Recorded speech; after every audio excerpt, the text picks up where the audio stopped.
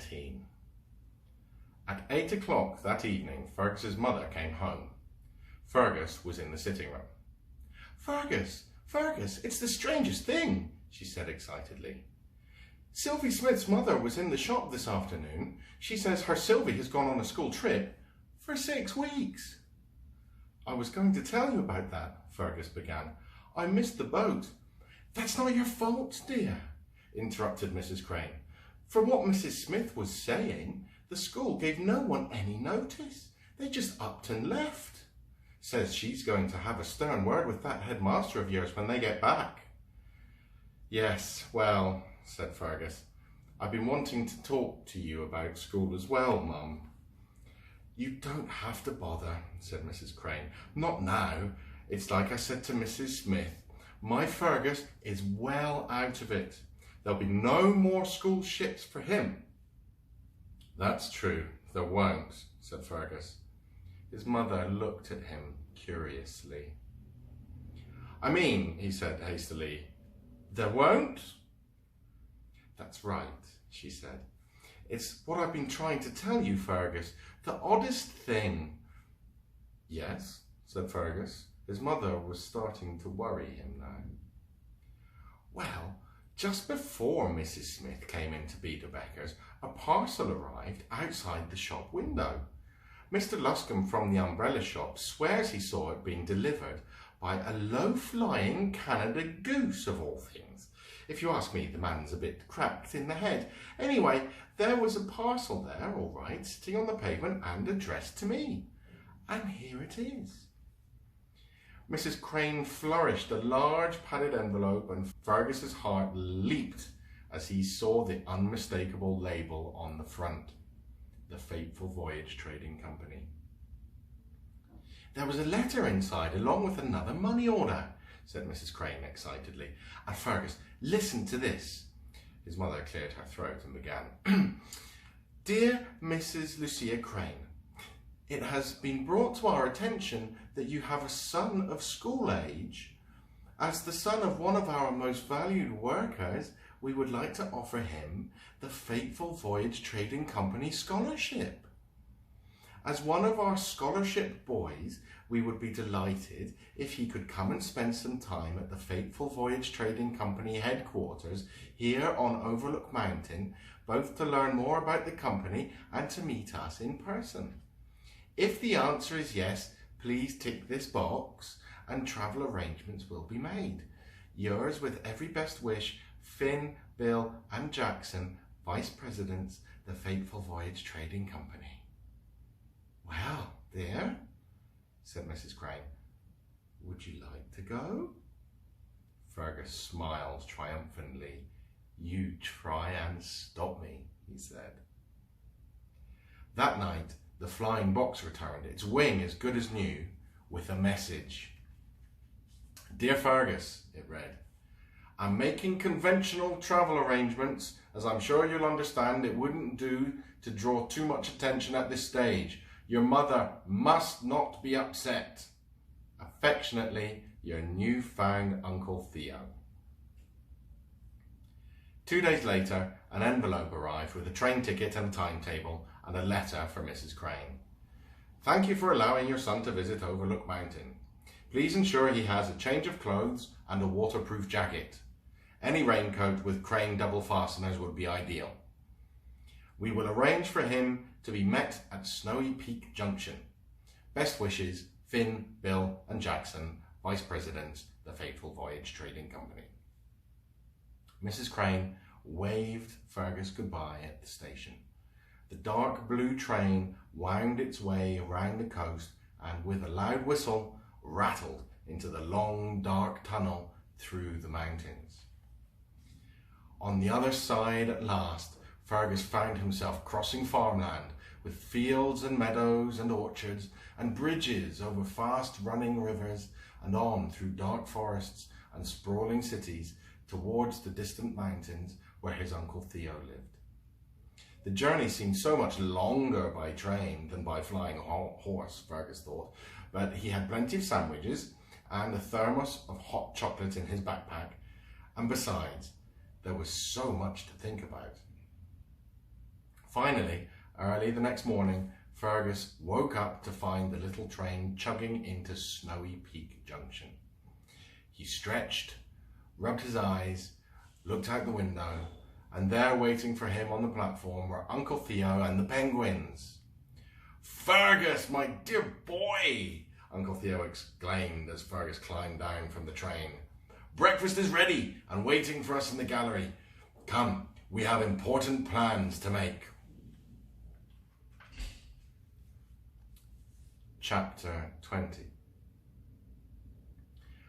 Far below him, as the flying horse soared on, the patchwork landscape abruptly gave way to water, and Fergus found himself flying over an endless expanse of slate-grey ocean.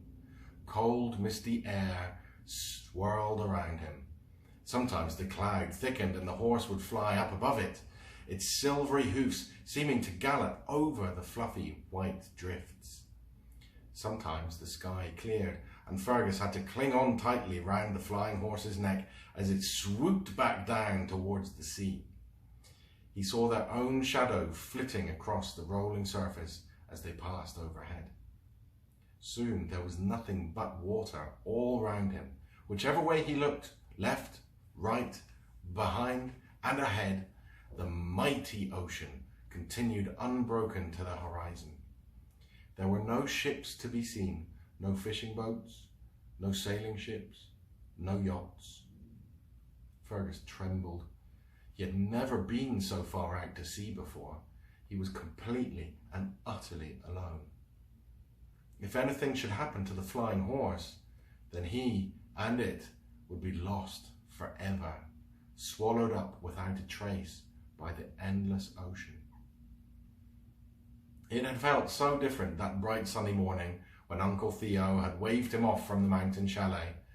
The old inventor had spent the previous 2 weeks working on the flying horse, poring over the charts the scuttlebug had provided and adjusting the mechanism in the creature's great metal head.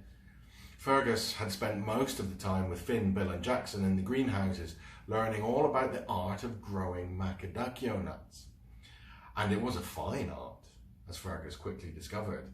The roots of the trees had to be carefully watered, the leaves dusted daily, and the temperature in the greenhouses monitored at all times. At the end of the 2 weeks, Fergus was quite an expert, even helping Finn with the wind-up gramophone he used to play soothing music to the giant trees. Their favourite record, or so Finn maintained, was Daisy's Lament from the Cycling Fish, sung by Dame Ottilina Farde. In addition, Fergus practiced flying the winged horse. Every evening after the day's work in the greenhouses had been finished, but before the sun had set, Fergus would climb up into the saddle and the great metal creature would soar up into the sky. "You're a natural, my boy," Uncle Theo had laughed at the end of the first week as Fergus and the horse came gently back to earth. "That's not what you said last week," said Fergus, jumping from the saddle. "And I haven't fallen off once." "I had the horse set on automatic rider for your own safety, Fergus, but that was before I realised what a quick learner you are," said Uncle Theo. "I think we can lose this now." He removed the "do not touch" sign from the reins. "It's all yours, my boy." For the following week, Fergus had the time of his life as he mastered swooping dips, wheeling turns, and hair-raising loop-the-loops, all at a flick of the reins. Finally, the day of departure had arrived. "Fergus," Uncle Theo had said sternly, "I've done all I can. The horse will take you to Fire Isle, so you don't need to use the reins. Once you're there, of course, you may ride where you will, but you must promise me this, Fergus. You are to engage in no dangerous heroics. Think of your poor dear mother waiting for you at home." Fergus had nodded solemnly. "If the Betty Jean has made it to Fire Isle," his uncle had continued, then you must go straight to Captain Claw and offer him the scuttlebug in return for the safety of your classmates. He might be a black-hearted pirate, but he's no fool. He'll realise that the scuttlebug will do the job every bit as well as your poor comrades ever could, tunnel exercise or no tunnel exercise. Fergus had nodded again. Remember, Fergus, Uncle Theo had called after him as the flying horse rose into the air. No heroics! As the great winged beast flapped on across the ocean, his Uncle Theo's words came back to him, and Fergus shook his head. The last thing he felt right now, out here, all alone, was heroic. Fergus never discovered just how long he travelled, for somewhere over the seemingly endless expanse, the first day blurred into the next, with a long cold night in between. When he was tired, he slept, clinging on tightly around the flying horse's neck. When he was hungry or thirsty, he sampled the exotic rations and delicious hot chocolate dispensed by the scuttlebug. Finally, after what Fergus would later describe as the longest flight of my life, he spotted land. As they drew closer, Fergus saw that there were, in fact, two rocky islands coming to meet one another, divided by a channel of water. They must be approaching the stormy straits, the gateway to the Emerald Sea. The flying horse flew into the oncoming wind, its wings beating powerfully, and it wasn't long before Fergus was able to see a patch of almost luminous green far in the distance. Closer and closer it came until, all at once, the air grew still, and below him the sea glinted like a vast slab of polished jade. And there were the islands Fergus saw, his heart leaping. Horseshoe Island, just as he'd imagined it, and Magnet Island, its entire surface covered in dark green trees, and a small rocky island which looked like a tiny seahorse. Further they flew, the air warm and scented with spices and herbs. The sun had passed its highest point and was coming down in the sky, far ahead. The archipelago came into view, looking even more like a scorpion from above than it did on the map. Fergus counted off the islands, his heart thumping with excitement, as the great winged horse followed the scorpion's long clawed legs, the curve of its back, and on along its tail. Fergus's heart missed a beat. There it is, Fergus whispered as the last island of all came into view. There was no doubt. It was Fire Isle. Curved, pointed, fringed with glittering sand, and with a tall, cone-shaped volcano glowing at its centre, the island seemed to sparkle like a jewel in the half-light of the setting sun. The flying horse began to descend in the sky. As it came lower, Fergus pulled sharply on the reins. There was a familiar click from inside the horse's head as he took control. He tugged to the left and they circled the island, once, twice, with Fergus peering down through the trees and scouring the beaches with their white sand and orange and grey speckled boulders for any signs of footprints. Lower still they came, until he could see the coconuts in the palms and the bulbous red and black nuts hanging from the spreading branches of the macadaccio trees that grew there. Interesting, he thought, but not what he was looking for.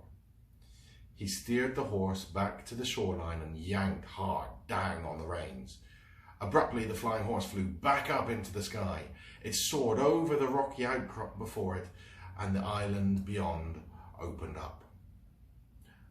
Fergus gasped with surprise.